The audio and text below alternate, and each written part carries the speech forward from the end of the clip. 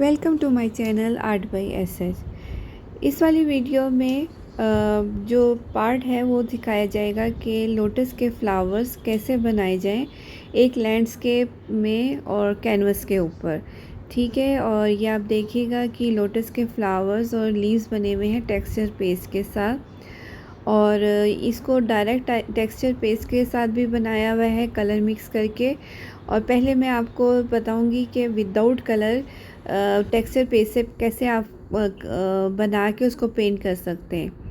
White colour की जब आपके पास टेक्सचर पेस्ट होती है तो उससे आप शेप दे लीजिए फ्लावर की, लोटस का फ्लावर या जो भी आपने फ्लावर बनाना है, और उसको बाद में भी आप पेंट कर सकते हैं। उसका फ़ायदा ये होता है कि आपका कलर जो है वो वेस्ट कम होता है, क्योंकि टेक्सचर पेस्ट में आपका कलर जो है बहुत ज़्यादा अंदर मिक्स हो जाता है और उसकी जो थिकनेस होती है वो भी थोड़ी सी कम हो जाती है, थोड़ा सा डाइल्यूटेड हो जाता है। लेकिन अगर आप बिल्कुल उसको रॉ मटेरियल अगर आप उसका यूज़ करते हैं तो वो बहुत एक सॉलिड किस्म की चीज़ बन के तैयार होती है कि कैनवस शायद फट जाए लेकिन ये नहीं ख़राब होगा। अच्छा, अब तक जो आपको YouTube पे वीडियोस मिलती रही हैं उसमें आपको सिखाया गया है कि मोस्टली के एक गत्ते के ऊपर बेस बनाकर फिर ये डो के साथ या टेक्सचर पेस्ट के साथ डिफरेंट टेक्निक के साथ जो है यूज़ करना। लेकिन जो आपको मैं सिखा रही हूँ वो बिल्कुल ही डिफरेंट है। इसको ना गत्ते पे किया है ना लकड़ी पे किया है, ये टेक्निक सारी म्यूरल की है लेकिन कर कैनवस पे रही हूँ। ठीक है, it's a new way of working. इसका ये फ़ायदा होगा आपको कि आप जब आप लोग लैंडस्केप पेंटिंग करेंगे तो आप इसको कैनवस पे भी अप्लाई कर सकते हैं। और किस तरीके से ये डो बनाई थी तो इसकी वीडियो ऑलरेडी पड़ी हुई है मेरे चैनल पे, आप ये बनाएं। और ये इतनी लाइट वेट है कि कैनवस भी इसको सहार सकता है, यानी कि इसमें बिल्कुल भी वेट नहीं है और इतना ये, और लेकिन सॉलिड उतना ही है। ठीक है, तो क्योंकि इसमें अगर हम कोई ऐसी चीज़ यूज़ करते हैं जैसे प्लास्टर ऑफ पेरिस या वो जो होता है वाइट पाउडर जो कंस्ट्रक्शंस में यूज़ होता है, मार्बल पाउडर वगैरह, उससे ये हैवी हो जाता है। लेकिन जो मैंने आपको टेक्निक बताई है जो कि डिस्क्रिप्शन में भी पड़ी हुई है, उसका इतना ये लाइट वेट होगा कि आप ख़ुद इसको यूज़ करेंगे तो हैरान रह जाएंगे। और आपको ये भी फ़ायदा होगा कि आप जैसे चाहें चीज़ों की मॉडलिंग कर सकते हैं, मतलब उस तरह से आप उसको डेवलप कर सकते हैं।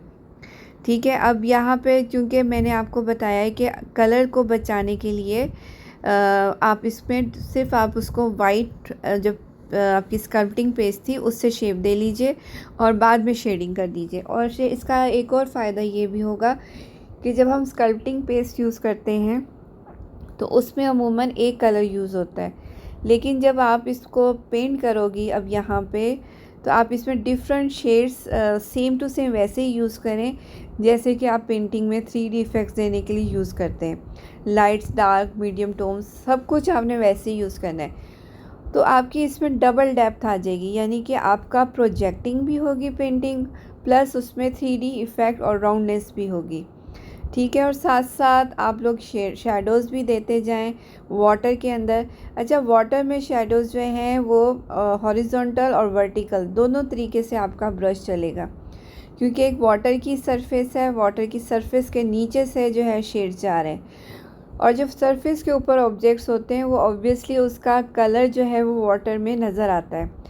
आपको पता है कि वाटर का इट्सेल्फ कोई कलर नहीं होता, वाटर में वही कलर नज़र आ रहा होता है जो उसके ऊपर चीज़ों के कलर्स पड़ रहे होते हैं। ठीक है, तो जो जो चीज़ें आपकी नेचर में हैं उनके रिफ्लेक्शन वाटर में आते हैं, जो कि आपने पेंटिंग करते हुए साथ साथ उनको भी डिफ़ाइन करते जाना है।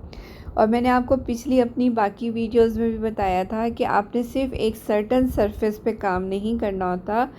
लैंडस्केप में अगर आप थोड़ा सा काम अगर फोरग्राउंड में कर रहे हैं तो थोड़ा सा बैकग्राउंड में भी करेंगे, थोड़ा थोड़ा साइडों पे भी करेंगे। इससे आपकी पूरी वीडियो में पूरी पेंटिंग में एक यकसानियत रहेगी, कोई ऐसा पोर्शन नहीं लगेगा कि ये बिल्कुल डिफरेंट है और ये बिल्कुल डिफरेंट है। क्योंकि जब आर्टिस्ट एक दफ़ा खड़ा होता है तो उसकी पैलेट में जो कलर्स होते हैं वो अगर एक टाइम यूज़ हुए हैं तो उसको आप कोशिश करें कि उन कलर्स को हर जगह पे यूटिलाइज़ कर लें, ताकि आपके कलर्स हर जगह पे बैलेंस रहें। ठीक है, अब यहाँ पे मैं ग्रास पेंट कर रही हूँ। लास्ट टाइम आपको देखा था आपने वीडियो में कि ग्रास और लीव्स के अंदर ऑलरेडी पेंट हुआ हुआ है, लेकिन अब ये ड्राई हो गए हैं। इसके बाद फिर इन पे डिफरेंट टोन्स दी जा रही हैं, और ये देखिएगा आप लोग गौर से कि ये ज़्यादा फ्रेश लुक आ रही है। ठीक है ना। और फिर मतलब जब आप एक्रेलिक यूज़ करते हैं तो उसमें डिफरेंट कलर्स की कोटिंग करने से उसमें एक शाइन सी आनी शुरू हो जाती है और एक फ्रेश लुक आती है। ठीक है, इस तरह से आप बैकग्राउंड में ग्रास और रिफ्लेक्शंस वगैरह पेंट करते जाइए। अच्छा, आप ये मत समझिएगा कि मैं आपको अभी यहाँ पे बना के नहीं दिखाऊंगी, ये भी बनाना भी आपको बताती हूँ कि अगर आपने डो के अंदर कलर मिक्स करना है तो कैसे काम करना है, वो भी अभी इसी वीडियो में आपको सिखाऊंगी। लेकिन अभी आप ये थोड़े से फ्रेश टोन्स दे दीजिए अपने लीव्स के अंदर और थोड़े सी ग्रास में। तो ये मैं जल्दी जल्दी आपको करके फास्ट फॉरवर्ड में दिखा रही हूँ कि ग्रास में और स्टोन के ऊपर लाइट पर्पल और थोड़ा थोड़ा वाइट की इमेजेस ज़्यादा कर दी है, और जो ग्रास है उसके अंदर येलो की टोन्स जो हैं, मिड येलो और डीप येलो, इनकी टोन्स जो हैं वो ऐड करती जा रही हूँ। और वाइट भी कहीं कहीं, ये देखें वाइट की टोन जहाँ पे बिल्कुल लाइट आ रही है स्टोन के ऊपर, वहाँ पे आपने येलो के अंदर हल्का सा वाइट यूज़ किया है ताकि वो एकदम से फ्रेश और हाईलाइट को शो कर सके। और इसी तरह से ग्रास को भी कवर कर रहे हैं। अभी आप गौर से देखें कितनी टोन्स हैं ग्रास के अंदर। तो ये ग्रेजुअली डेवलप होती है। एक दफ़ा में कलर अगर आप लोग लगाते हो तो उससे वो वाला इफ़ेक्ट नहीं आता है जिस तरह से आप लोग लगाने के बाद उसको ड्राई होके जब दोबारा पलट कर आते हो नेक्स्ट डे और फिर आपको कुछ कलर्स नज़र आते हैं नेचर में, फिर दोबारा से आप लगाएंगी तो वो उसके रिज़ल्ट्स बहुत अच्छे होंगे। अब ये देखिए सारे कलर्स आपको नज़र आ रहे हैं, येलो भी है, ग्रीन भी है, डार्क ग्रीन भी है, कहीं कहीं ब्लैक भी है, और जहाँ पे हाइलाइट्स देनी है, टर्निंग है, जो जहाँ पे सूरज की रोशनी ज़्यादा है वहाँ पे डायरेक्ट येलो कलर भी यूज़ किया जा सकता है। ठीक है, इसको मैं आपको जल्दी जल्दी ख़त्म करके दिखाती हूँ। उसके बाद हमने ये भी सीखना है कि पैलेट नाइफ़ से कैसे फ्लावर्स को शेप देनी चाहिए। तो ये जल्दी जल्दी ख़त्म करते हैं इसका काम। अच्छा, ये ग्रास का में डार्क टोन्स भी लग गई हैं, और डार्क टोन्स में ये वरीडियन के अंदर ब्लैक यूज़ किया है। अच्छा, ये मैंने जो डो थी उसके अंदर पिंक कलर मिक्स कर लिया है। ये जो हमारी स्कल्पटिंग डो थी, और उसको स्मर्ज करना है, अच्छे से ब्लेंड कर लें, पैलेट नाइफ़ पे ही कर लें, क्योंकि मैं ज़्यादा मैं डायरेक्ट ही नाइफ़ के ऊपर करती हूँ। ये एक बड़ी नाइफ़ ले लें, बड़ी नाइफ़ की जो बैक साइड है ना उस पर स्मर्ज करते जाएं, शेप बनाते जाएं लीव्स की, और उसको साथ साथ करते जाएं, उसके ऊपर पेस्ट करते जाएं। अब आप ये देखिए कि ये जो कलर है पिंक, और ये जो पहले हमने पेंट किया है लोटस फ्लावर, इसके कलर की टोन में कितना फ़र्क है। यही चीज़ मैं आपको बता रही थी कि अगर आप डो के अंदर कलर मिक्स करते हैं ना तो उसकी जो उसमें इतनी फ्रेश लुक नहीं आती है और उतना वो डार्क नहीं रहता, लाइट हो जाता है। लेकिन अगर आप पहले शेप दे लें और उसके बाद पेंट करें और फिर उसमें शेडिंग करें तो उसकी लुक ज़रा डिफरेंट होती है और ज़्यादा फ्रेश होती है, और कलर्स की वेरिएशंस भी आपको नज़र आ जाती है। लेकिन खैर इसमें भी ये कि बाद में मैं इसमें भी साथ साथ कलर्स की टोन्स देती जाऊंगी, क्योंकि थोड़ा थोड़ा मिक्स कर रही हूँ पैलेट नाइफ़ के ऊपर। पैलेट नाइफ़ की बैक साइड पे कर रही हूँ। अभी सेंटर पार्ट येलो कलर का दे रहे हैं उसको, और इसके साथ ही फिर अच्छा ये पीछे के फ्लावर्स हो गए, ये थोड़े से लाइट टोन के हो जाएंगे, और जो फ्रंट पे है उसके लिए एक थोड़ा डिफ्रेंशिएट करने के लिए थोड़ा वाइट सा लीफ दे दिया, और फिर उसके बाद एक और लीफ को डिफरेंट एंगल से दिया, और ये वाला जो लीफ फ्रंट का बिल्कुल है इसको डार्क टोन में इसमें थोड़ी सी डार्क टोन्स ऐड की, थोड़ा सा रेड ऐड किया, तो इससे थोड़ी सी शेडिंग साथ साथ हो रही है। ये देखिएगा गौर से। अब ये लोटस की जो फ्लावर है उसकी शेप बनती जा रही है, साथ साथ ब्लेंड करते जाए और साथ साथ लगाते जाए।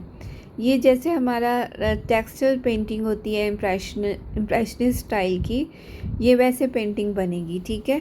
ये रियलिस्टिक नहीं है और बिल्कुल स्मूथ पेंटिंग नहीं होगी, क्योंकि इसमें टेक्सचर्स हैं, पैलेट नाइफ का यूज़ हुआ हुआ है, तो ये इम्प्रेशनिस्ट टाइप पेंटिंग होगी। तो इसमें डिफरेंट शेप्स दे दी है, साथ साथ डार्क टोन्स लगाते जा रहे हैं, साथ साथ लीव्स को शेप देते जा रहे हैं। और ये देखिएगा ये साथ साथ स्टिक भी होता जाएगा।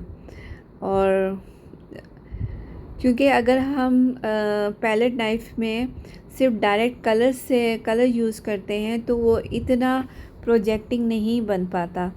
तो अगर आपने स्ट्रोक्स बहुत स्ट्रॉन्ग और बहुत बोल्ड और बहुत प्रोमिनेंट लगाने हैं, बहुत प्रोजेक्टिंग लगाने हैं, तो आपको अपने कलर्स के अंदर थोड़ी सी स्कल्पटिंग डो को ऐड करना पड़ेगा। उससे क्या है कि आपके स्ट्रोक्स ज़्यादा प्रोजेक्टिंग होंगे, ठीक है। लेकिन अगर आपने कहीं पे पैलेट नाइफ का ऐसे यूज़ करना है कि जैसे बैकग्राउंड में है, पर्सपेक्टिव दूर का है, तो वहाँ पे अगर आप पैलेट नाइफ यूज़ कर रहे हैं तो फिर आपने स्कल्पटिंग डो यूज़ नहीं करनी, क्योंकि ये आप यूज़ कर रहे हैं सिर्फ फोरग्राउंड में।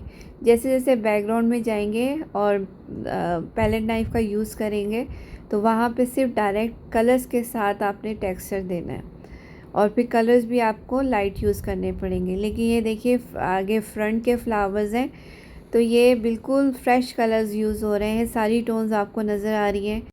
बाकी जो फ्लावर्स रह जाएंगे वो मैं आपको नेक्स्ट वीडियो में कंप्लीट करके दिखा दूँगी। अभी आप इस चैनल को लाइक और सब्सक्राइब करना मत भूलिएगा, क्योंकि इसमें टेक्निक्स डिफरेंट तरीके से सिखाई जा रही है और साथ के साथ आपको समझाया जा रहा है ताकि आपके लिए हेल्पफुल हो। मिलते हैं अगली वीडियो में।